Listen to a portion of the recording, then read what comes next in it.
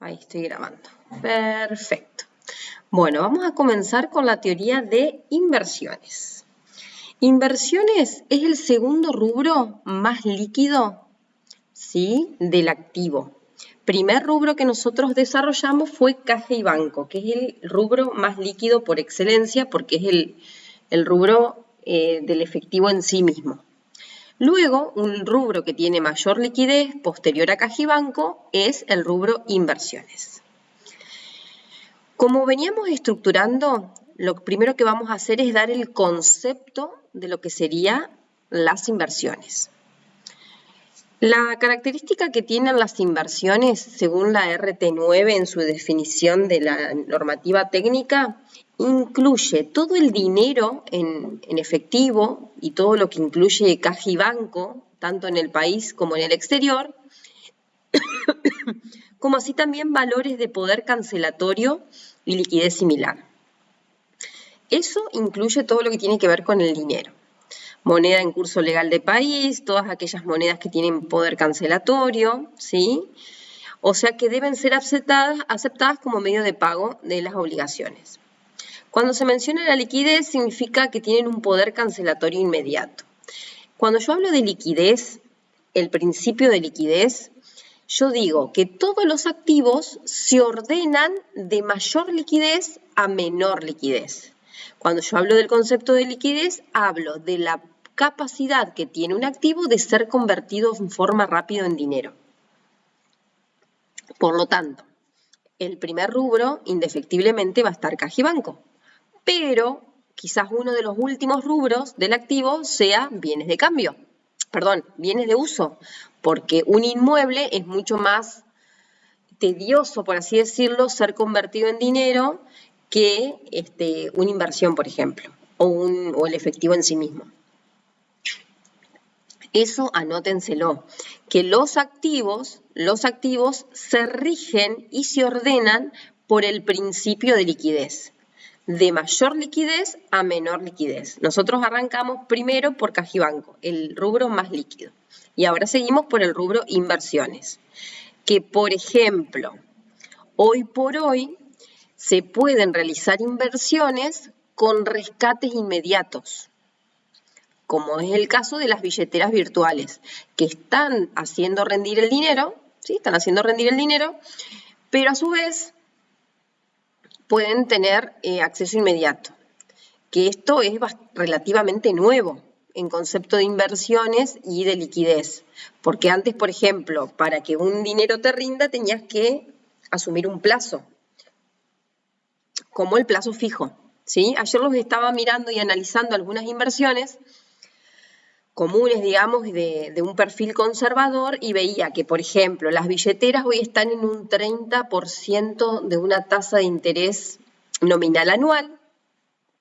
Esto quiere decir que en el año te van a rendir ese porcentaje del dinero que vos tengas invertido. Si eso lo dividimos en el mes y lo dividimos incluso en el día, vamos a ir obteniendo un rendimiento diario.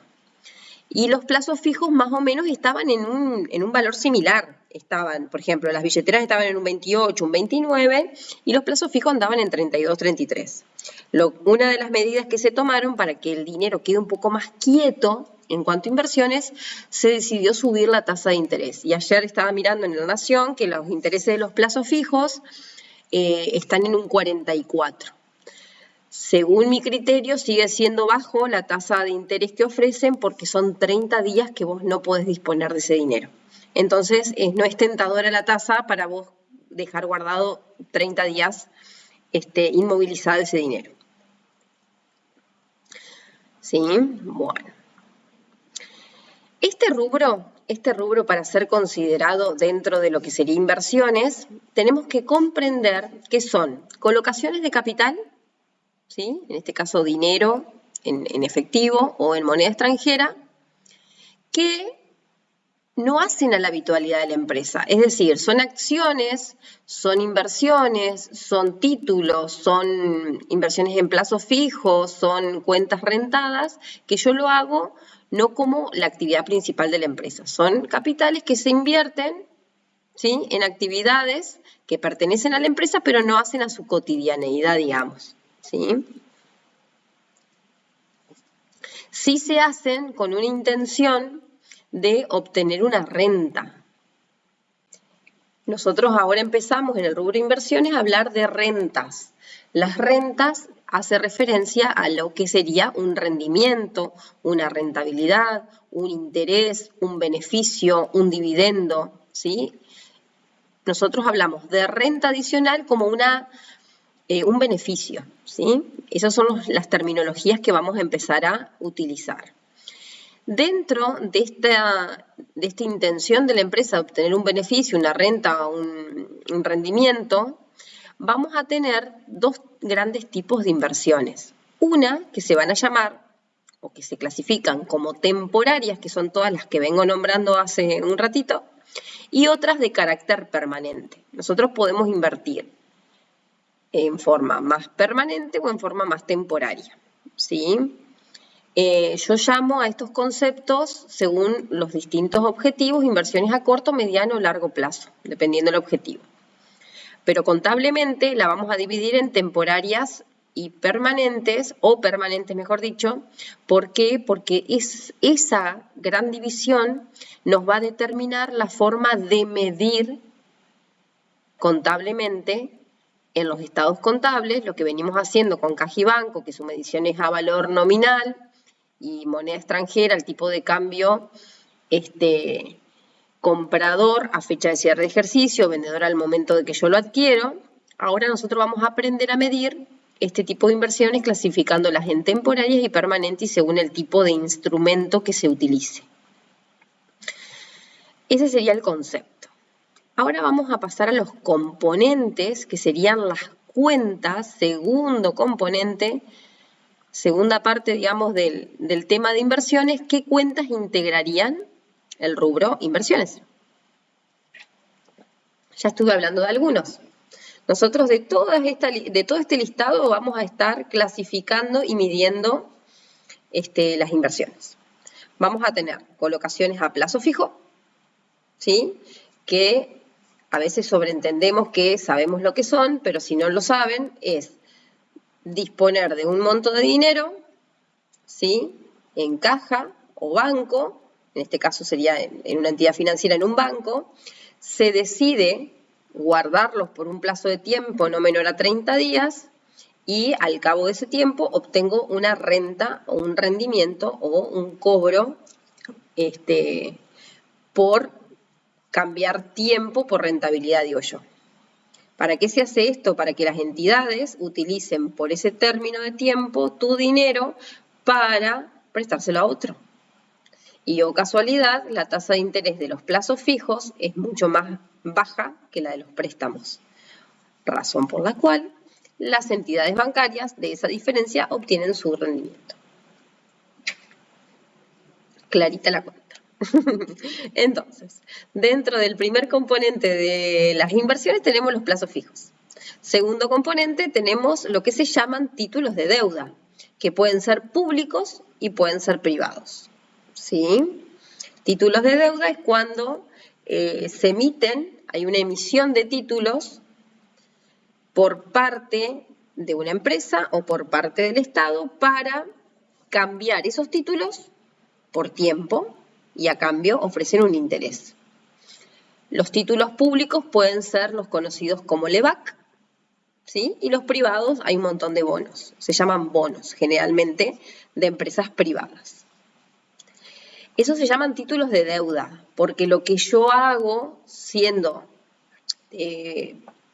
Estado, siendo empresa, es pedir una financiación a través de la emisión de un título y a cambio voy a dar un interés. Y después tenemos, por otro lado, los títulos de capital, que lo que yo hago es entregar una partecita como del capital en este caso de la empresa o del fondo, ¿sí? Hay un bien, hay un patrimonio que respalda esos títulos de capital. Si yo compro una acción, estoy comprando como un pedacito de la empresa, ¿sí? En caso de que sea una empresa privada. Y si estoy comprando un fondo común de inversión, lo mismo, ¿sí? Estoy comprando un pedacito, un capital de algo, ¿sí? Que se constituyó como fondo. Dentro del rubro inversiones también vamos a tener otras cuentas que tampoco las vamos a profundizar demasiado, pero las vamos a nombrar, que son, por ejemplo, los contratos a futuro.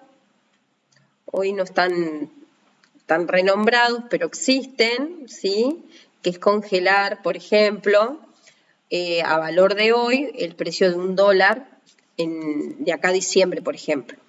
Yo hago un contrato de futuro en el cual hoy adquiero dólares y estimo que el dólar, por ejemplo, a diciembre va a estar, por decirte, 1.350 y yo lo congelo a ese precio.